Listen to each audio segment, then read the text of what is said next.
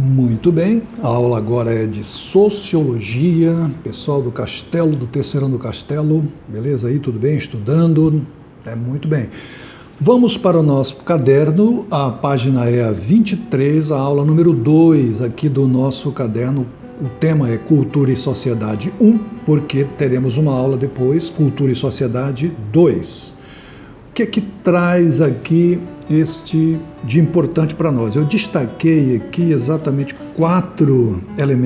5 elementos que são importantes para nós estudarmos a partir desta aula aqui, deste texto que o caderno nos proporciona.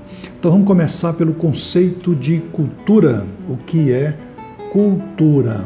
Você já deve ter ouvido falar aquela frase assim, aquele cara tem muita cultura, aquela mulher é muito culta, não é verdade? Isso é cultura? Sim, é um tipo de cultura, né? Eu já ouvi falar também da cultura do café, da cultura do agronegócio, né? Da cultura bovina, da cultura, etc. Então isso também é cultura, até porque a palavra cultura, ela vem de cuidado, né? A origem dela é de cuidado, então aquele que cuida de alguma coisa. Então, mas para nós aqui do Enem, um conceito importante é a gente pensar, como está escrito aqui no nosso texto, um dos conceitos que ele dá aqui é que a cultura é um conjunto de crenças, um conjunto de costumes, de hábitos, de linguagens que são utilizadas por um povo ou por uma nação, etc. e tal. E é através dessa produção cultural, que pode ser tanto material como imaterial, a gente vai ver mais na frente, é que nós podemos, às vezes, identificar um povo, uma nação, né? Às vezes nós identificamos a pessoa pelo sotaque, né? É um tipo de cultura, sotaque baiano, sotaque gaúcho, o sotaque do norte que chia mais, né? Então, isso tem a ver com a cultura, e nesse caso do sotaque, uma cultura imaterial. Agora, outro aspecto importante é que a cultura, ela não é uma coisa dada, é uma coisa natural. A cultura é uma coisa que é fruto, né, da intervenção do homem na natureza. É a relação do homem com a natureza que produz a cultura. Tanto, como o terceiro aspecto vai falar, tanto de cultura material como imaterial. Material, por exemplo, roupa, que são o nosso vestuário, né? Os utensílios, né, que nós usamos, né? Os alimentos. Então, essas coisas aí, elas são consideradas da cultura material. Os prédios, né, os grandes monumentos são fazem parte da cultura material. Mas temos também a cultura imaterial, que são, por exemplo, a nossa visão de mundo, como você vê o mundo, como você pensa, né? No Brasil, por exemplo, as pessoas, alguns são de esquerda, outros são de direita, isso faz parte de uma cultura imaterial. Temos também as questões de doutrinas das religiões, os padrões. E um outro aspecto importante, o de número 4 que eu destaco aqui, é quando o autor fala que é um fator importantíssimo quando nós falamos em cultura, que é pensá-la como um elemento das sociedades humanas. Só o homem produz cultura, só o homem intervém na natureza e transforma para o bem e para o mal. Por exemplo, às vezes ele pode transformar para o bem. Quando o homem intervém na cultura, por exemplo, bovina, quando ele começa a fazer as manipulações genéticas e produzir vacas com maior produção de leite, são benéficas, né? Produção na cultura do café, por exemplo, melhorando os grãos, mas há também as intervenções negativas que são maléficas, como, por exemplo, o desmatamento, né? A poluição do meio ambiente, etc. e tal. Outra coisa interessante dentro disso é o aspecto material e simbólico, né? Material e simbólico da cultura, como, por exemplo, é dado aqui, um exemplo aqui é dado da vestimenta nossa. Por que nós nos vestimos? O texto nos fala de 3 motivos aqui: proteção, para nos enfeitar, e por pudor, que é para esconder a nossa nudez. Entretanto, por exemplo, no Brasil, você não vai com roupa de praia, de biquíni, para um casamento, e vice-versa, não vai para a praia com roupa de casamento. Por quê? É o aspecto simbólico, né? O que determina essa atitude, na verdade, é o significado que foi atribuído socialmente aquela forma de vestuário, né? Então, a importância aqui da questão do simbolismo. Então, tão importante, ou até mais importante do que o objeto ou utensílios cultural, é esse sentido simbólico que nós atribuímos ao elemento, à coisa, né? Por exemplo,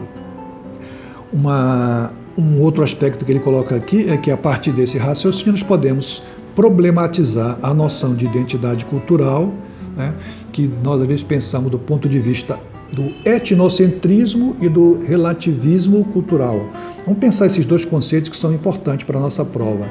O etnocentrismo versus o relativismo cultural. O que são essas coisas, né?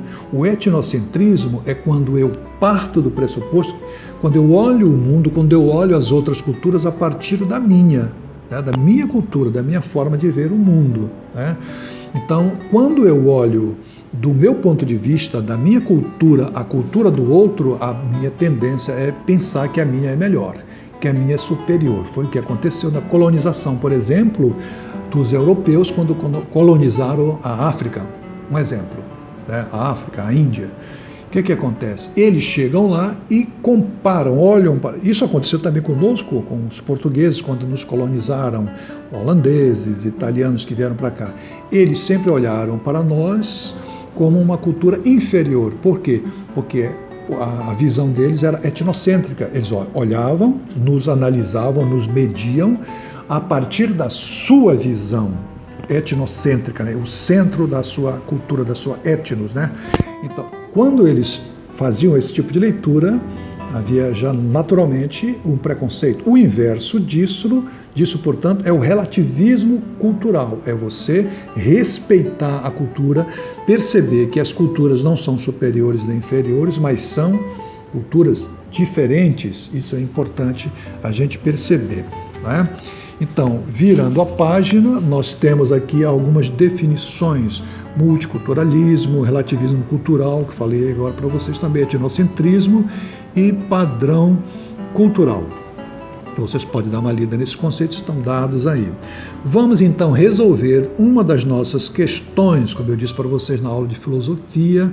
Uma das melhores maneiras de se preparar para o Enem, além da leitura, é a gente resolver questões, né? Estudar resolvendo questões.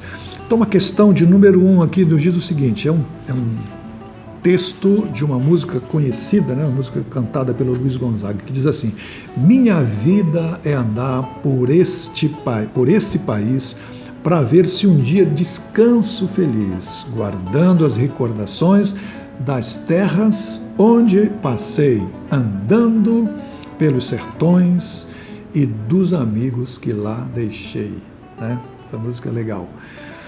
A pergunta é: a letra dessa canção reflete elementos identitários que representam a letra A, valorização das características naturais do sertão nordestino? Não está falando disso. Letra B, denuncia, aliás, é uma denúncia da precariedade social provocada pela seca? Nem fala em seca, né? O nosso texto aí.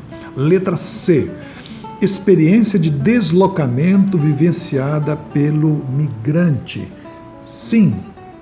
Olha só, minha vida é andar por... É uma ironia, né, de certa forma, quando ele diz que a minha vida é andar por esse país para ver se um dia descanso feliz, guardando as recordações das terras por onde andei. Na verdade, o que ele está sendo dito aqui é que isso não passa da experiência dos migrantes, né? Que tem a seca, eles vão para outro lugar onde tem água. Acaba a seca, eles voltam. Então eles vão mudando, vão saindo do Nordeste para São Paulo, para o Norte, para outras regiões, o tempo todo mudando, né? O tempo todo mudando para ver se encontram condições melhores. E isso, na verdade, nada mais é do que a tradução da experiência de deslocamento que os migrantes vivenciam o tempo inteiro, né? Que é colocada de forma poética aqui e, de certa forma, até irônica. A letra D, por que não é a letra D? A letra D diz assim: profunda desigualdade social entre as regiões brasileiras. O texto não fala de boas recordações, então não fala nada negativo. E a letra E,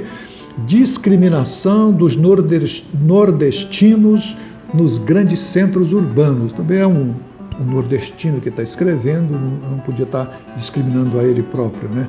Não, ao contrário, né? Ele está elogiando os espaços físicos dos nordestinos. Beleza? Então, as demais questões vocês podem responder e devem responder como exercício, como preparação para a prova de vocês, né, do Enem, que vai chegar aí, tá bom? Então, galerinha, por esta semana